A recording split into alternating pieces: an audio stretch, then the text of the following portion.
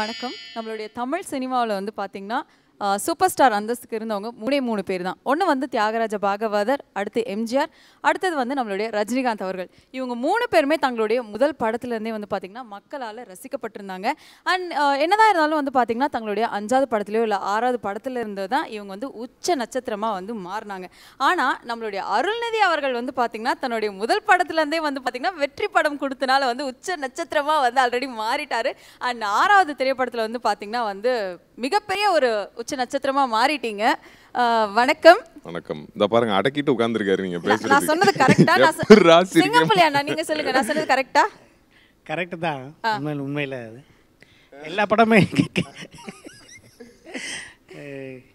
படமே ஒரு கவனிக்கப்பட வேண்டிய படமா தானே இருக்கு.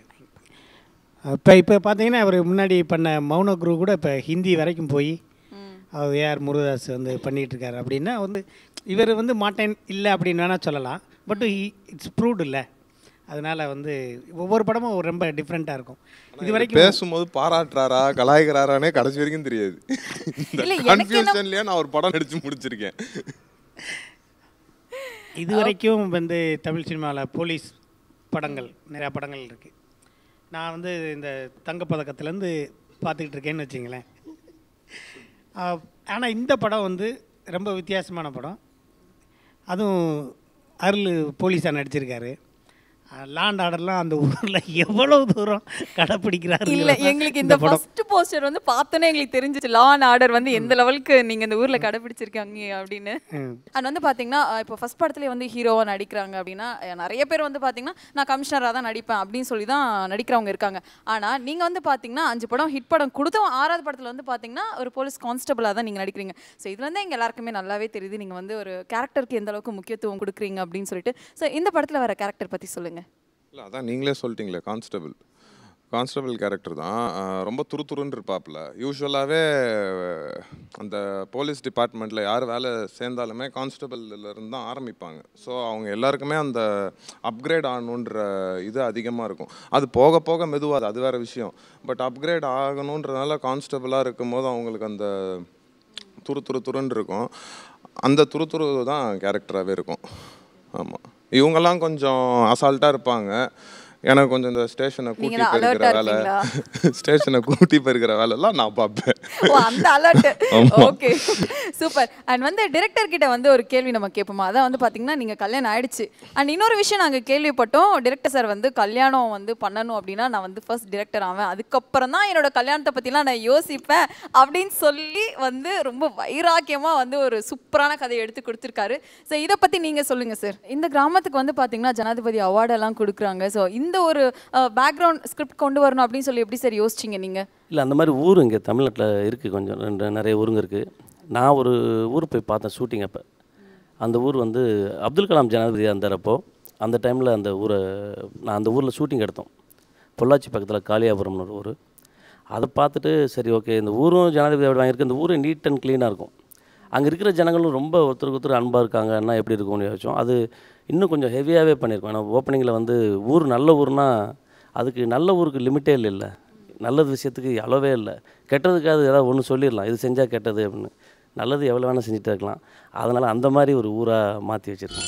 அது வந்து நீங்கள் ஃபர்ஸ்ட் டைம் மீட்டிங்கில் வந்து பார்த்தீங்கன்னா டேரக்டர்ஸ் கிட்ட வந்து கேள்விலாம் கேட்க மாட்டிங்களாமே, எந்த ஒரு ஸ்கிரிப்டும் நீங்கள் கதையெல்லாம் கேட்க மாட்டிங்களா, ரொம்ப ஃப்ரெண்ட் ஆகிட்டு தான் வந்து அடுத்த செகண்ட் மீட்டிங்லேருந்து தான் வந்து நீங்கள் கதை கேட்பீங்க அப்படின்றது நம்ம எல்லாருக்குமே தெரியும். ஆனால் வந்து இந்த படத்தோட கதை மட்டும் நீங்கள் ஃபர்ஸ்ட் மீட்டிங்லேயே நீங்கள் கேட்டிங்களாமே, ஸோ அதுக்கு ஏதாவது ரீசன் இருக்கா? ரீசன்லாம் எதுவும் கிடையாது, நார்மலாக பேசிகிட்டே இருந்தோம். இதுவும் இப்படி தான் அமைஞ்சுது, டிமாண்டி காலனியும் அப்படி தான் அமைஞ்சுது. ரெண்டுமே வந்து அன்றைக்கே கேட்டுட்டேன். இது கிருஷ்ணா கிட்ட கேஷுவலாக பேசிட்டே இருந்தோம். ஒரு 20 மினிட்ஸ் சொன்னாப்புல, 20 மினிட்ஸில் இன்டர்வல் பிளாக் சொல்லிட்டாப்புல. இன்டர்வல் பிளாக் ரொம்ப இன்ட்ரெஸ்டிங்காக இருந்துச்சு. அதனால தான் இம்மிடியேட்டாக கதை கேட்டேன். கதையில் பார்த்தீங்கன்னா ஆக்சுவலாக சிங்கம்புலியானன் தான் ஹீரோ. படம் ஆரம்பத்துலேருந்து கடைசி வரைக்கும் வந்து அவர் மேலேயே தான் ட்ராவல் ஆகிட்டுருக்கும். ஏன்னா கதை அந்த மாதிரியான கதை. எனக்கு ஒரு அப்போ கேட்கும் போது வந்துட்டு நடுவில் என்னடா நம்ம பாதி நேரம் காணமேலாம் இருந்துச்சு கதை கேட்கும் போது. பட் ஸ்டில் என்னன்னா இந்த கதையை வந்து என்னால் தவிர்க்கவே முடியல. கேட்டு ரொம்ப பிடிச்சனால தான் நான் இதை பண்ணேன். Okay, super. அண்ட் நீங்கள் சொல்லும்போது வந்து பார்த்தீங்கன்னா நீங்கள் தான் கதாநாயகன் அப்படின்னு சொல்லி அவர் சொல்கிறாரு, அது உண்மையா? இப்படி தான் அருள் ஏதாவது குண்டை தூக்கி போடுவாப்புல. அப்படி அங்கங்கே அப்படி போடுவாப்புல, சில நேரம் உருட்டி விடுவாப்புல, சில பேர் அடுத்து அங்கே போட்டு அங்கே தூக்கி போட சொல்லுவாப்புல. அப்படி போடுற குண்டு தான் அது. இது வந்து முழுக்க முழுக்க அருள்நிதியோட படம் அது. அருள் வந்து நீங்கள் சொன்னீங்கல்ல, அவர் வந்து இந்த படத்தில் நான் கமிஷனராக தான் நடிப்பேன், ஒரு டிஎஸ்பியாக நடிப்பேன், இந்த ஒரு 15 கிராமத்தை நான் காப்பாற்றணும், வெளி தீவிரவாதிகள் தமிழ்நாட்டுக்குள்ளே வந்துட்டாங்க, அவங்கெல்லாம் அடக்கணும், நான் அப்புறம் அந்த கப்பல் கீழே விழுந்துருச்சு, நான் தூக்கி நிப்பாட்டணும், இப்படிங்கிற மாதிரி எனக்கு எதாவது பண்ணுங்க அப்படின்னு சொல்லி மலேசியா ஃப்ளைட்டை கண்டுபிடிக்கணும், இப்படி தான் ஏதாவது சொல்லுவாங்க. ஆனால் பட்டு அருள்கிட்ட எனக்கு ஒரு பிடிச்ச விஷயம் என்னென்னா, இந்த ஆளெல்லாம் கான்ஸ்டபிளாக இருந்தால் அந்த ஸ்டேஷனில் நான் எப்படிங்க வேலை பார்க்கணுன்னு ஒரு நாள் கூட சொல்லலை. புரியுங்களா உங்களுக்கு? ஏட்டாவா? அதனால் நான் சொல்லலை. பட் இந்த படம் வந்து முழுக்க முழுக்க ரொம்ப வித்தியாசமான படம். அது வந்து ஒரு ஒரு சின்ன ஒரு ஃபஸ்ட்டு ட்ரைனிங் முடிச்சுட்டு வந்து ஒரு ஸ்டேஷனில் ஜாயின் பண்ணவர் எப்படி இருப்பாங்க, அந்த ஊரில் வேலையே இல்லை, அந்த லாண்ட் ஆர்டர்லாம் ரொம்ப ஸ்ட்ரிக்டாக இருக்கும், எல்லா மக்களுமே நல்ல மக்கள், எல்லாமே எங்கள் கம்ப்ளைண்ட்டே இல்லை. அப்போ போலீஸ்காரங்க என்ன வேலை இருக்கும் அப்படிங்கிற ஒரு சின்ன ஒரு கேரக்டர் இருக்கும், ஒரு துருன்னு ஒன்று. அதை வந்து ரொம்ப நல்லா செட்டில்டாக அழகாக பண்ணியிருக்காரு. இவர் சொல்லார் இடையில காணா போகிறேன்னு, அதெல்லாம் கிடையாது, அதெல்லாம் பொய் சொல்கிறாரு. அது மற்றபடி இதில் வந்து நிறையா அது இந்த மற்ற படங்கள்லாம் நிறையா பண்ணுறது. இப்போ இந்த காமெடினாலே இந்த காற்று குடிக்கிற மாதிரி ஒரு ரியாக்ஷன் பண்ணால் அது கேட்பாங்க எல்லோரும், யாராவது வந்துட்டா அப்படிம்போம்ல, இதெல்லாம் சும்மா அந்த காற்றை குடிக்கிறது, இது வந்து ஆக்டிங்கே கிடையாது அப்படிங்கிறது. அது என்ன உண்மை எனக்கு புரியல. ஆனால் அதை எனக்கு செய்ய சொல்லுவாங்க, சார் அதை செய்யுங்க, அது நல்லா இருக்குது சார், அதை செய்யுங்க அப்படிம்பாங்க.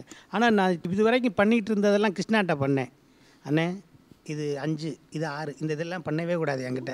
அப்புறம் காமெடி நான் சொல்கிறத நீங்கள் செய்யுங்க, சிரிப்பாக நல்லாயிருக்கும் செய்யுங்கன்னாலும். இது எனக்கு பயங்கர எக்ஸ்பீரியன்ஸாக இருந்துச்சு. அது இல்லாமல் ஒரு நான் இது தம்பி பக்தே அவர் ராஜா எல்லோரும் சேர்ந்து ஒரு ஸ்டேஷனை எப்படி கொண்டு போகிறோங்கிறத நீங்கள் நினச்சாலே ஞாயிற்றுக்கிழமெல்லாம் லீவ் விட்டுருப்போம் அந்த ஸ்டேஷனுக்கு. ரொம்ப இது வந்து ஒரு பெரிய ஷேரிங்கான ஒரு படம். என்னோடய லைஃப்பில் இது முக்கியமான படம். அதாவது நார்மலாகவே வந்து பார்த்தீங்கன்னா சிங்கம்புலி சார் வந்து பேசினாலே வந்து எங்கள் எல்லாருக்குமே சிரிப்பு வரும், உங்களுக்கும் அப்படி தான். ஆனால் அவரை நீங்கள் பேசவே வேண்டான்னு சொல்லி ஸ்கிரிப்டில் நீங்கள் ஒத்துக்க வச்சுருக்கீங்க. அப்படி என்ன தான் சார் ஸ்கிரிப்ட் இது? 4 போலீஸ் வேறு பாருங்கள் எப்படி கம்பீரமாக ஒருத்தர் ஒரு டிரெக்ஷனில் நிற்கிறாங்க. அது ஏன் நல்லா இருக்க ஒரு ஊருன்னு சொல்லிட்டீங்க, அப்புறம் எதுக்கு அந்த 4 போலீஸ்? அதை ஃபஸ்ட்டு சொல்லுங்கள். கதையோட லைனை சொல்கிறேன். ஆக்சுவலி என்னென்னா, எந்த செயலையும் செய்யும் முன் நன்றாக யோசித்து விட்டு செய்யுங்கள், ஏனென்றால் அந்த செயலுக்கான ஜீவிதம் இருக்கிறது. நமக்கு எல்லாருக்கும் எப்படி 80-100 வயசு வரைக்கும் ஆயுஸ் இருக்கோ, அது மாதிரி நம்ம செய்கிற ஒவ்வொரு வேலைக்கும் ஆயுஸ் இருக்குது. அதனால் அதை பார்த்து செய்யுங்க. ஒன்ஸ் ஸ்டார்ட் ஆகிடுச்சுன்னா அது ஆயுஸ் வரைக்கும் இருந்துட்டு தான் முடியும். அதனால் கவனமாகவும் எச்சரிக்கையாகவும் செய்யுங்க அப்படின்றது இந்த படம் பேஸ் கான்செப்ட். இது ஆனால் படம் ஃபுல்லாக காமெடியாக இருக்கும், அதுக்குள்ளே இந்த மெசேஜ் வச்சுருக்கோம். அண்ட் இந்த படத்தில் உங்களோட கேரக்டர் பற்றி சொல்லுங்கள். அண்ட் நாங்கள் ட்ரெய்லர் அண்ட் போஸ்டர்ஸ்லாம் பார்க்கும்போது பார்த்தீங்கன்னா இது கம்பீரமாக கத்தியெல்லாம் வச்சுட்டு அப்படியே வந்து எல்லாம் மிரட்டுற மாதிரிலாம் இருக்கீங்க. ஸோ நீங்கள் சொல்லுங்கள் உங்களுடைய கேரக்டர் பற்றி. இதில் ஒரு நல்ல கேரக்டர் ரோல் பண்ணியிருக்கேங்க, அவ்வளோதாங்க. அது தெரியும் சார், நீங்கள் ஒரு படத்தில் நல்ல கேரக்டர் பண்ணுறீங்கன்னு. அதுதான் என்ன கேரக்டர் அப்படின்னு சொல்கிறேன். ஒரு நல்ல கேரக்டர் ரோல் பண்ணியிருக்கேன், அவ்வளோதாங்க. இல்லை நீங்கள் சொன்னோன்னே அருள் சார் வந்து சிரிச்சாரு. அப்போ நீங்கள் சொல்லுங்கள். அவர் தான் சொல்ல மாட்டேங்கிறார், நல்ல ரோல் பண்ணியிருக்கேன் அப்படின்றாரு. என்ன ரோல் பண்ணாருன்னு சொல்லுங்கள். நல்ல ரோல் பண்ணியிருக்காரு. அட என்னப்பா இது, யார் எப்படி கோல் போட்டாலும் வந்து விழ மாட்டேங்கிறீங்களே. இப்போ தம்பி யோகி இருக்காங்க, எனக்கு இந்த படத்தில் ஃபுல்லாக ஒரு 2 கைலி கட்டியிருந்தேன், அப்புறம் ஒரு 2 ஷர்ட் போட்டிருந்தேன், அதுக்கப்புறம் ஒரு 3 யூனிஃபார்ம் எனக்கு எடுத்து கொடுத்துருந்தாங்க. அது என்ன திடீர்னு ஃபைட்டு டூப்பு ரோப்பு அது இது அந்த இது பாம் பிளாஸ்ட்ல எல்லாம் ஆமாம். ஓகே. ஆனால் பட்டு யோகிக்கு கொடுத்துருந்த ட்ரெஸ்ஸை பார்த்து நான் காஸ்டியூமேட்டை கேட்டேன், இது யாருங்க போடுறது? யோகி போடுறாரு. சரி அப்படியா, யோகி போடவும் நான் பார்க்குறேன் அப்படின்னேன். யோகி போட்டு வந்து நின்னா, ஏதோ கியூபா ஏதோ ஒரு நார்த் அமெரிக்காவில் இருக்க ஒரு பெரிய டெரரிஸ்ட் மாதிரி ஒரு ட்ரெஸ்ஸு மாதிரி இருந்துச்சு. ஆனால் இவன் போட்டோடனே தான் தெரியுது பேண்ட் மாஸ்டர் மாதிரியே இருந்தான். நான் என்ன கூட்டத்துக்குள்ளே நின்று ஷூட்டிங்கில் தனியாக போய் நின்றாத, எங்கள் கல்யாணத்துக்கு வரையலாம் வாசிக்கிறதுக்கு டீம் உங்கள் ட்ரூப் எங்கே இருக்குன்னு கேட்டுறாங்க அப்படின்னு. அது மாதிரி ஒரு டெரரிஸ்ட் மாதிரி இருந்துட்டு, எனக்கு தெரிஞ்ச எல்லா டெரரிஸ்ட்டும் காட்டுக்குள்ளே இருப்பாங்க. அங்கே போய் இருந்துக்கிட்டு, ஸோ அங்கே கிடைக்கிறத வச்சுக்கிட்டு ஒரு சேர் மாதிரியெல்லாம் எடுத்து போட்டுக்கிட்டு உட்காந்துக்கிட்டு அதை கோவக்குள்ளே வாழ்ந்துட்டு இருப்பாங்க. ஆனால் எனக்கு தெரிஞ்சு இவன் ஃபர்னிச்சர் மார்ட்டில் இருந்து ஒரு காஸ்ட்லியான மலை மேலே போட்டு நின்று அங்கே உட்காந்து கதறுவான், அவனாக கத்துவான்.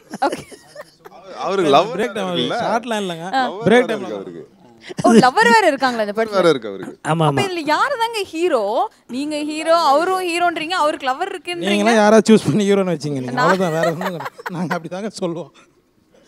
அது மாதிரி யோகி வர்றப்ப எல்லாம் எனக்கு ஒரு யோகிக்கு 2-3 நிறையா சீன்ஸ் எல்லாம் இருக்குது. நான் வந்து யோகி போய் திருடுப்பா அப்படின்னு சொல்லுவேன். நான் ஒரு போலீஸு, அவரை போய் திருட சொல்லுவேன். அவர் கதை சொல்லலாம். அவர் திருட சொல்லுவேன், அவன் திருட மாட்டேன்மா. அப்புறம் நான் கெஞ்சுவேன், நீங்கள் ஆல்ரெடி திருடர் தானே அப்படிம்பேன் நான். ஆமாம், ஆனால் இப்போ அப்படி இல்லை அப்படிம்பா. அது மாதிரி நிறையா சீன்ஸ் எல்லாம் இருக்கும். என்னை இவன் ஏமாற்றுவான், அப்புறமேல் இவனை நான் நம்புவேன். நிறைய விஷயங்கள் இருக்குது. ஆனால் இந்த விஷயங்கள் யாருக்குமே அருளுக்கெல்லாம் தெரியாது. ஒரு வேறு மாதிரியான ஒரு ஸ்க்ரீன் ப்ளே. அதாம்மா, நீங்கள் 3rd மேலே ரசிகர்கள் பார்க்கும் பொழுது ஓ வாவ் நல்ல படமாக இருக்கே அப்படிங்கிற மாதிரி சொல்லுவாங்க. அதாவது இந்த டீமே வந்து பார்த்தீங்கன்னா ஒரு கலகலப்பான ஒரு டீமாக இருக்கீங்க. ஆனால் பார்த்தீங்கன்னா 3-4 பேர் சிரிச்சிட்டு இருக்கீங்க. ஒருத்தர் ரொம்ப சைலண்ட்டாக அவங்க உட்காந்து எல்லாத்தையுமே ரசிச்சிட்டு இருக்காங்க. ஏன்னா பார்த்தீங்கன்னா வந்து இவங்க 2 பேருமே வந்து பார்த்தீங்கன்னா பக்ஸ் அவர்களாக இருக்கட்டும், ராஜா இருக்கட்டும், 2 பேருமே வந்து பேசுகிறாங்களோ இல்லையா, அவங்களோட கண்ணிலே அவங்களோட ஃபேஸ்லேயே வந்து எக்ஸ்பிரஷன் காமிச்சிட்டு அப்படியே சர்வசாதாரணமாக ஓடிடுவாங்க. ஸோ நீங்கள் 2 பேர் இந்த படத்தில் எந்த அளவுக்கு எக்ஸ்பிரஷன் கொடுத்து என்ன மாதிரியான கேரக்டர் நடிச்சிருக்கீங்கன்னு சொல்லுங்கள். என்கிட்டயும் கதை கேட்குறீங்க, உங்ககிட்ட கிடைக்காது. இன்ட்ரோல் பிளாக் ஓகே. எஸ்ஐ கேரக்டர் பண்ணியிருக்காங்க. போலீஸ் இது ஒரு டைரக்டர் வந்து ஃபஸ்ட்டு அவர் கதை சொல்லும் பொழுது அவர் இந்த யூஷுவலாக முழிப்பீங்கள அதெல்லாம் பண்ணவே கூடாது. எனக்கு கதையை கேட்டுட்டு அவர் ரொம்ப பிடிச்சிருந்தது. ஒரு கனி 3 கல்வாணி பண்ணும் பொழுது பிரதர்கிட்ட சொல்லியிருந்தாங்க. அவர் வந்து ஃபோன் பண்ணி இந்த மாதிரி ஒரு கதை கேட்டேன், உங்களை தான் ட்ரை பண்ணுறாங்க, நீங்கள் பண்ணுங்கள், ரொம்ப நல்ல ஸ்கிரிப்ட் அப்படின்ட்டார். முதல்ல ஒரு சிக்னல் வந்துடுச்சு. ஸோ அப்புறம் கதை சொல்லும் பொழுது ஃபுல் கதையை சொல்லிவிட்டு இதில் வந்து நீங்கள் இந்த மாதிரி எஸ்ஐ கேரக்டர் பண்ணோம், ஃபுல் கெட்டப் மாற்றிக்கலாம், யூஸ்வலாக நீங்கள் பண்ணுறது பண்ண வேணாம் அப்படி சொல்லும் பொழுதே பிடிச்சிருச்சு. அந்த எக்ஸ்பிரிமெண்டேஷனோ இல்லை வந்து நம்மக்கிட்ட வேறு மாதிரி நம்மளை ப்ரெசென்ட் பண்ணணும். இந்த படத்தில் எல்லா கேரக்டருமே எல்லா கேஸ்டிங்குமே அவங்க யூஸ்வலாக பண்ணிகிட்டு இருக்கிறது கிடையாது. ஸோ அது வந்து ரொம்ப நல்லா வந்திருக்கு. ஸோ அந்த விதத்தில் எல்லாருமே லக்கி. ஓகே சரி, எல்லாருமே வந்து யூஸ்வலாக இருக்கிறத விட பயங்கரமாக மாற்றிருக்கீங்களே, எப்படி எதனால் வந்து இந்த ஒரு சேஞ்ச் ஓவர் கொடுத்து எல்லாருமே வந்து நீங்கள் இப்படிலாம் பண்ணாதீங்கன்னு சொல்லி கேஷுவலாக இருங்க அப்படின்ற மாதிரியே விட்டுருக்கீங்களே, என்ன ரீசன் அதுக்குள்ளே ஒளிஞ்சிருக்குன்னு சொல்லுங்கள். ரீசன் ஒன்றும் இல்லை, அதான் கதை அந்த மாதிரி ரொம்ப யதார்த்தமான ஒரு வில்லேஜில் எல்லோரும் சாதாரணமாக இருக்கக்கூடிய. ஏன்னா ஆக்சுவலி காமெடினா இவங்க யாருமே காமெடி பண்ண மாட்டாங்க. இவங்க எல்லா கேரக்டருமே சீரியஸாக இருக்கும். பார்க்குற நமக்கு வந்து அவங்களுக்கு அது கரெக்டு. ஏன்னா அந்த ஊரை பார்த்தாலே அவங்க ஊர் வந்து ரொம்ப நல்லவங்களாக இருந்தால் அவங்களுக்கு அது சாதாரணமாக இருக்கும். ஏன்னா அவ்வளோ நல்லவங்க அவங்க எல்லாருமே. அதே மாதிரி இவங்களும் அந்த ஊர்க்காரங்க தான், வெளியூர்காரங்க கிடையாது, அதே ஊர்க்காரங்க தான். ஸோ எல்லா கேரக்டருமே இயல்பாக இருக்கணும். அதுக்காக வந்து சினிமாவில் ஒரு கொஞ்சம் எக்ஸ்ட்ரா ஏதாவது ஒன்று பண்ணுவோம்ல, அதெல்லாம் வேணாம் அப்படின்னு சொல்லிட்டு இயல்பாக இருக்கிற மாதிரியே பண்ணியிருக்கோம். ஓகே, இவ்வளோ ஒரு கலகலப்பான டீமுக்குள்ளே வந்து நீங்கள் எப்படி சார் உள்ளே நுழைஞ்சிங்க ராஜா சார்? இல்லைங்க, நான் ஃபஸ்ட்டு வந்து ஆமாம் கொஞ்சம் லைட்டாக கிருஷ்ணா, அருள், அப்புறம் அண்ணனுக்கு 3 பேருக்குமே ரொம்ப தேங்க் பண்ணியிருக்கேன். இந்த ஒரு படத்தில் என்னை கிருஷ்ணா கூப்பிட்டதுக்கு ரொம்ப தேங்க் பண்ணிக்கிறேங்க. ஏன்னா என்ன எதுக்கு தேங்க்கே பண்ணல கிருஷ்ணா எங்கேயுமே. அதனால் ரொம்ப நல்ல ஸ்கிரிப்டுங்க. நான் எப்படி உள்ளே வந்தேன்னா நான் அப்படியே வந்துட்டேங்க. பக்ஸ் வரும்போது அவர் கூட வந்துட்டேங்க. ஸ்கூலுக்கு போகும்போது அவர் எங்கே போகும்போது கூட தம்பி அனுப்பிச்சுடுவாங்க, அந்த மாதிரி வந்துட்டேங்க கூட. மற்றபடி ஒன்றும் கிடையாதுங்க. அவர் எங்கே போனாலும் நீங்களும் பின்னாடி ஸ்கூல் பின்னாடியே போயிடுவீங்களா? அப்படியே கூப்பிட்டு வந்துட்டாங்க. அவ்வளோதான். ராஜ்குமார் சார், ஆறுமுகம், அப்புறம் ஜேஎஸ்கே சார், இவங்களுக்கு தான் தேங்க் பண்ணோம். ஓகே, ஸோ இந்த படத்தை பற்றி நம்ம நிறைய விஷயங்கள் பேசலாம். அதுக்கு முன்னாடி வந்து இந்த படத்துடைய ஒரு பாடல் நம்ம பார்த்துடலாமா? அவர்களே நீங்கள் சொல்லுங்கள். அதான் வந்து பார்த்தீங்கன்னா டோட்டல் டிஃப்ரெண்ட்டாக இருக்கு. அண்ட் முதல் முறையாக வந்து இந்த மாதிரி ராஜா மாதிரி கேரக்டர்லாம் பண்ணிவிட்டு நீங்கள் ஒரு பாடல் நீங்கள் பண்ணியிருக்கீங்க. ஸோ இதை பற்றி சொல்லுங்கள், ரொம்ப வித்தியாசமாக இருக்கே. அதான் இப்போ பாட்டு ஆரம்பிக்கிறதுக்கு முன்னாடியே கான்செப்ட் வந்து பிளாக் அண்ட் ஒயிட் சாங் அப்படின்னாப்புல சங்கர் மாஸ்டர் தான் பண்ணியிருந்தார். பாட்டோட கான்செப்டே வந்து பேசிக்காக காமிக்கலாக இருக்கணும். அதுதான். அது நடுநடுவில் பார்த்துருப்பீங்க, ஒருத்தர் வருவார், அவரை போட்டு அடக்கிட்டே இருக்கிறது, அது காமெடி ராஜா தானே. ஓகே, ஸோ நம்ம இப்போ சாங் பார்த்தோம், அதில் ஹீரோயின் வந்துட்டாங்க. அண்ட் நிஜத்துலேயே வந்து பார்த்தீங்கன்னா நம்ம படத்துடைய ஹீரோயின் வந்துட்டாங்க. ஸோ அவங்களை வெல்கம் பண்ணிடலாமா? அண்ட் ரம்யா நீங்கள் சொல்லுங்கள், இப்போ தான் வந்து உங்களுடைய சாங் பார்த்தோம், கரெக்டாக நீங்கள் வந்து என்ட்ரிலாம் கொடுக்குறீங்க. So welcome. அண்ட் நீங்கள் சொல்லுங்கள், அதான் பார்த்தீங்கன்னா நீங்கள் ஒரு மிகப்பெரிய நடிகைன்னு எங்களுக்கு தெரியும். அண்ட் வந்து அதை விட ஒரு சிறந்த பாடகி அப்படின்னும் எங்களுக்கு தெரியும். அண்ட் இந்த படத்தில் பார்த்தீங்கன்னா மிகப்பெரிய உயர்ந்த மனிதன் கூட வேறு நடிச்சிருக்கீங்க. அதை பற்றி சொல்லுங்கள். இப்போ திடீர்னு கேட்கும்போது எனக்கு என்ன சொல்லணும் தெரியாது. It was really nice working. ரொம்ப நல்லா இருந்துச்சு, நல்லா போயிருக்கு, ஒர்க்கு சூப்பராக போயிருக்கு. And it was great working with Arul. வித்தியாசமே கொஞ்சம் இப்போ கிளிஷேயாக இருக்குது, அதனால் அது சொல்கிறதுக்கு எனக்கு பயமாக இருக்குது. But still it's a very homely ஒரு teacher. I play a teacher in the movie. Subha ரொம்ப ஒரு ஹோம்லியாக, ரொம்ப என்ன அடக்கமாக அந்த மாதிரி இருக்க பொண்ணு. ஆனால் அவங்கள வந்து இவங்க ஹீரோஸை வந்து பின்னாடி வந்து அப்படியே அந்த மாதிரி இருக்கும். அந்த மாதிரி மைக்கிறேன். இந்த ஹாட் ஷாட்லேருந்து நிறையா போலீஸ் படங்கள் நிறையா பார்த்துருக்கேன், நிறையா இருக்குது. பட் இந்த ஒரு ஸ்கிரிப்டு, இந்த போலீஸ் ஸ்கிரிப்டு வந்து நானும் ஒரு விஷயம் சொல்லுவேன். ரெண்டு குரூப்புக்கு வந்து ஒரு ஊரில் 2 குரூப்புக்கு வந்து பெரிய சண்டை நடக்கும். ரொம்ப சண்டை நடக்கும். உடனே திடீர்னு என்ன செய்வார், அருள் வெளியே போயிடுவார். அருள் போயிட்டு திடீர்னு வருவார். என்னப்பா அந்த 2 பிரிவுக்கு இடையில சண்டை நடந்துச்சு, என்ன செஞ்சேன்? ஏட்டியா அந்த சண்டை போட்ட அத்தனை பேரையும் ஒரே பள்ளிக்கூடத்தில் வச்சு அடைச்சிட்டேன் அப்படிம்பார். நான் சொன்னேன், என்னப்பா கலவரக்காரங்களும் ஒரே பள்ளிக்கூடத்தில் வச்சு அடைச்சிட்டேன் அப்படின்னு. ஏட்டையா நானா இழிச்ச வேணா 2 பிரிவுக்கு இடையில ஒரு தட்டி வச்சுருக்கேன் பாப்பில். உடனே நான் தட்டி வச்சுட்டேன், இல்லை அதே போதும் அப்படி. புரியுங்களா உங்களுக்கு? இதுதான் இந்த அளவுக்கு தான் இருக்கும்.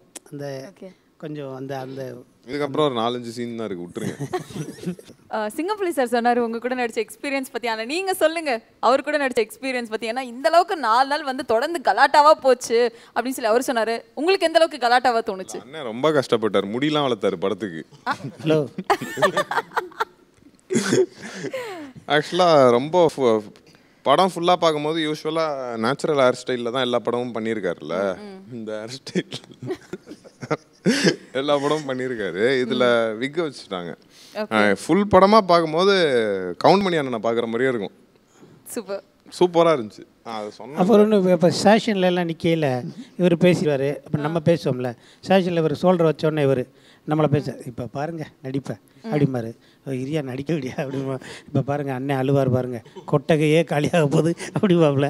இப்போ பாருங்கள் அண்ணன் எண்டு ஒரு ஃபினிஷிங் கொடுப்பாரு. நான் இவரை ஒரு சீன் ஆக்சுவலாக டென்ஷன் படுத்திட்டேன் இவரை. அது ஆனால் அவர் காட்டிக்கவே இல்லை. ரொம்ப ஒரு முக்கியமான சீக்வன்ஸு. ஏன்னா இவரே ஒரு 5 சீன் சொல்லிட்டாரு. அது என்ன சீன் நான் எக்ஸ்பிளைன் பண்ணேன்னா படம் முடிஞ்சிடும். இது ஸ்டேஷனில் நாங்கள் 4 பேருமே இருப்போம். நீங்கள் இருக்க மாட்டீங்க பிரதர், நீங்கள் வேற ஒரு திருட்டுத்தனமாக ஒரு வேலை பண்ணிடுவீங்க. இது நாங்கள் 4 பேர் இருப்போம். 4 பேர் இருக்கும்போது இவர் தேம்பி அழணும் இவர். ஓகேயா?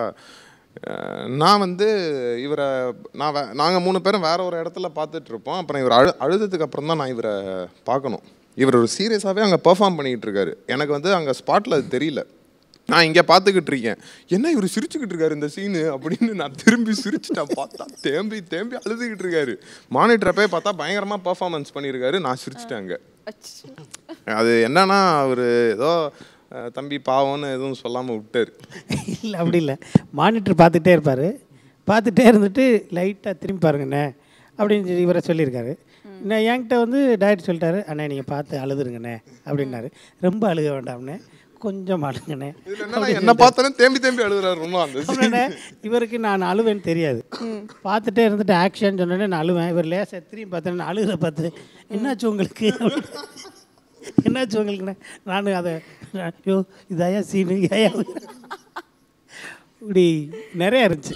ஓகே, அதாவது ஒரு படத்தில் வந்து பார்த்தீங்கன்னா வந்து ஒரு சைட் போலீஸாக நடிப்பாங்க, இல்லை வந்து பார்த்தீங்கன்னா மிலிட்ரியாக நடிப்பாங்க, ஆர்மியில் இந்த மாதிரி வந்து ஏதாவது ஒன்று தான் வந்து ஃபிக்ஸ்டாக வருவாங்க. ஆனால் இந்த படத்தில் வந்து பார்த்தீங்கன்னா போலீஸாகவும் வராங்க அண்ட் வந்து பின்னாடி கொஞ்சம் அப்படியே திரும்பி பாருங்க சார், கரெக்டாக நான் சொல்கிறதுக்கு ஏற்ற மாதிரி கொண்டு வந்துட்டாங்க. மிலிட்ரியாக வராங்க, இதில் இன்னும் ஒரு கன்ஃபியூஸ் பண்ணுறீங்களே. இது கமாண்டோ மிலிட்ரியும் வரும், எல்லா இதுலையும் எல்லா இதுவும் வரும். அந்த கதை அந்த மாதிரி இருக்கும். எல்லாமே ஆல்மோஸ்ட் எல்லாம் சொல்லிட்டாங்க. இனிமேல் எது சொன்னாலும் சீன் தான் சொல்லணும். அதனால் ஆக்சுவலி நான் ரொம்ப நன்றி சொல்லணும் ராஜ்குமார் சாரும் ஆறுமுககுமார் சாரும். அவங்க 2 பேரும் என்கிட்ட ஃபஸ்ட்டு கதை கேட்டாங்க. ஒரு காஃபி டேயில் வச்சு கதை சொன்னேன். கதை கேட்ட உடனே 2 பேருமே பயங்கரமாக சிரித்தாங்க. அந்த காஃபி டேயில் அந்த பசங்க இருந்தாங்க, அவங்க ஒரு 4 பேர், அவங்களும் பயங்கரமாக சிரிச்சிட்டு இருந்தாங்க. கதை கேட்ட அன்னைக்கே அப்பயே அட்வான்ஸ் கொடுத்து இதை நம்ம தான் பண்ணுறோம், வேறு யாரும் பண்ணக்கூடாது, நீங்கள் போய் கதையை இது பண்ணி எடுத்து பைண்டர் ஸ்கிரிப்ட் கொண்டு வாங்கன்ட்டார். அவருக்கு அவங்க 2 பேருக்கு தான் ஃபஸ்ட் நான் தேங்க்ஸ் சொல்லணும்.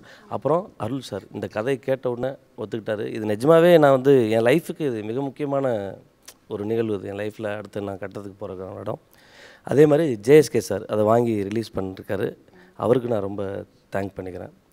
டோட்டலாக எங்கள் டீமே பக்ஸு, ராஜா, யோகி, களவாணி திருமுருகன், ஆர்த்தி, இது மாதிரி ஒரு டீம் படலாமே இருக்குது. ரம்யா, எல்லாருமே வந்து பயங்கர சப்போர்ட்டிவாக இருந்தாங்க. நான் ஒரு ஃபஸ்ட்டு படம் டைரக்டர், ஆக்சுவலி நான் எப்படி வேணால் டிஸ்டர்ப் பண்ணலாம்.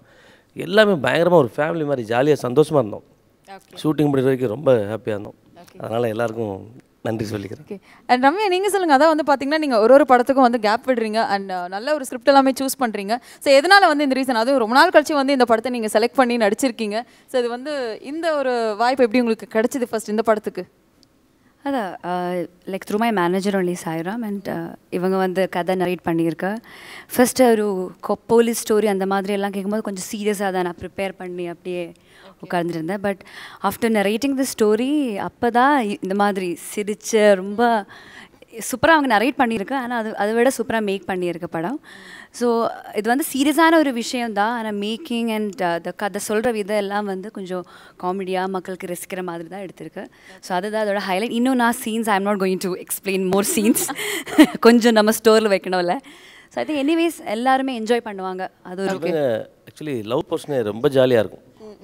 இது வரைக்கும் கொஞ்சம் அது ஃப்ரெஷ்ஷாக இருக்கும். அது நீங்கள் அது நேராக ஸ்க்ரீனில் பாருங்கள். ஓகே, செம்ம ஜாலியாக இருக்கும். சரி, இந்த திரைப்படத்தை பற்றி நிறைய விஷயங்கள் எங்ககிட்ட ஷேர் பண்ணிட்டீங்க. ஸோ அதனால் வந்து பார்த்தீங்கன்னா படம் பயங்கரமாக சக்ஸஸ் ஆகிட்டு திருப்பி நம்ம எல்லாருமே ஒன் மோர் சக்ஸஸ் மீட்டில் சந்திக்கலாம்னு சொல்லி கலைஞர் டிவி சார்பாக நாங்கள் உங்கள் எல்லாருக்குமே வந்து கங்க்ராட்ஸ் பண்ணிக்கிறோம். Thank you so much. தேங்க்யூ. நன்றி.